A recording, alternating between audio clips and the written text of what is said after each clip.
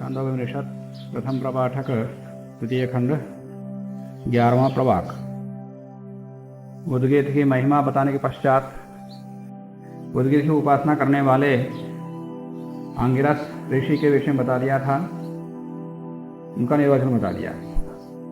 आगे उसी प्रकार से तेना तमहा बृहस्पति ही उद्गीतम उपासान चक्रे एतम उ एव बृहस्पतिम मन्यन्ते वाग्घी बृहति तस्याह एषः पति। तेना तमहा बृहस्पति ही उद्गीतम उपासान चक्रे, जो पहले उद्गीत की महिमा उद्गीत का वर्णन किया था, उस के कारण से तेना हेतुना उस कारण से बृहस्पति ने तमहा उद्गीतम उस उद्गीत को उसकी उपासना किया। एतम उ एव बृहस्पति मन्यन्ते, इसी कारण से उनको बृहस्पति मानते हैं। उसी उद्गीत की उपासना कारण से अंगिरस माना, उनका किसी का नाम अंगिरस पड़ा। अंगिरस का क्या बताया? अंगा नाम रथ। उद्गीत के जितने भी अंग बताए उन सब में अंतिम रस सर्वाधिक मुख्य प्रधान उद्गीत है, परमात्मा है। उसको रस के रूप में उन्होंने उपासना की, इसलिए उनका नाम अंगिरस पड़ा। और यहाँ पर ये बृहस्पति मन्यन्ते, उसी को बृहस्पति मानते हैं जो वाक ही बृहस्पति, वाणी को ही बृहत कहते हैं। वाक ही बृहति, बृहति को हो वाक को हो एक ही है। और तस्याह वाचः, उस वाणी का एषः पति ही, ये पति है। इसका तात्पर्य क्या हुआ? बृहस्पति मतलब वाक्पति, वाचस्पति। वाचस्पति का अर्थ और बृहस्पति का अर्थ एक ही है। तो वेदों का उपदेशक है परमात्मा। परमात्मा को उद्गीत के रूप में उपासना किया, वो भी वाणी के, वेद वाणी के पति के रूप में, वेद वाणी के अधिपति के रूप में उन्होंने उपासना की परमात्मा की, इसलिए उनका नाम बृहस्पति पड़ा। तो ज्ञानदाता के रूप में जो उपासना करता है परमात्मा की, वो उसका नाम बृहस्पति पड़ जाता है या वाचस्पति पड़ जाता है। बृहताम पति ही, तो बृहस्पति बनना चाहिए। बृहस्पति कैसे बन गया? बृहताम पति ही, वाचाम पति ही, तो बृहस्पति बनना चाहिए। तद बृहतो करपत्योश चोर देवतयो, बृहत के ऊपर रहने पर और परे पति के पर रहने पर सुटागम हो जाता। तद बृहतो करपत्योश चोर देवतयो, चोरार्थ हो तो क्या बनता है? तस्कर।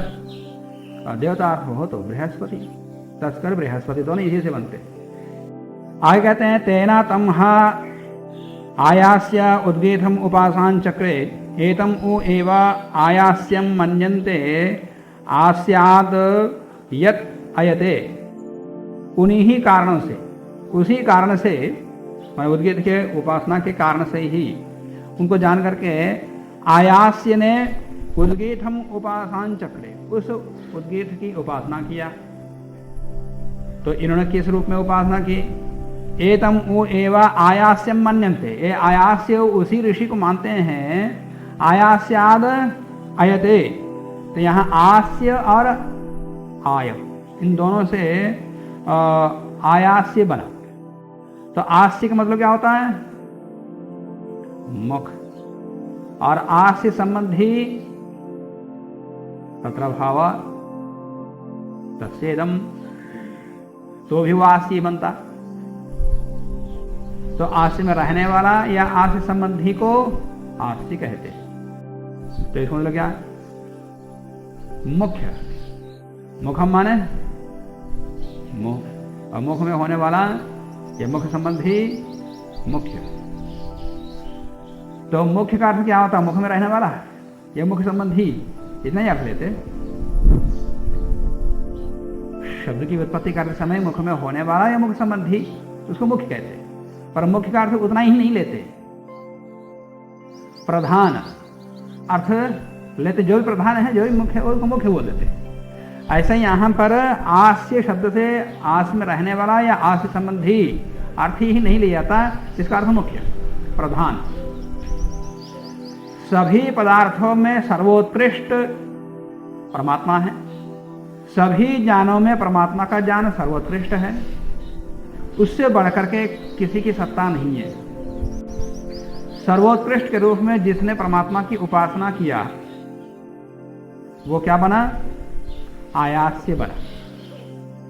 आस्य और आय, जो आस्य की उपासना से जिसका उद्भव हुआ वो आयास्य, तो उस ऋषि का नाम आयास्य हुआ। आयास्यम मन्यन्ते एतम उ एव आयास्यम मन्यन्ते आस्याद अयते, आस्य से जो प्राप्त हुआ, उद्भूत हुआ, निकला, ये उस ऋषि का नाम। तो एक एक ऋषि परमात्मा को भिन्न भिन्न रूप से उपासना करके उस स्थाई को, उस स्तर को प्राप्त कर रहा है, तो उसी कारण उसका नाम पड़ गया। आगे कहते हैं कि तेना तम वकाहा दार्भ्यो विदांचकारा साहा नैमिषीयाणाम उद्गाता बभूव साहा स्मा एभ्यः कामान आगायति।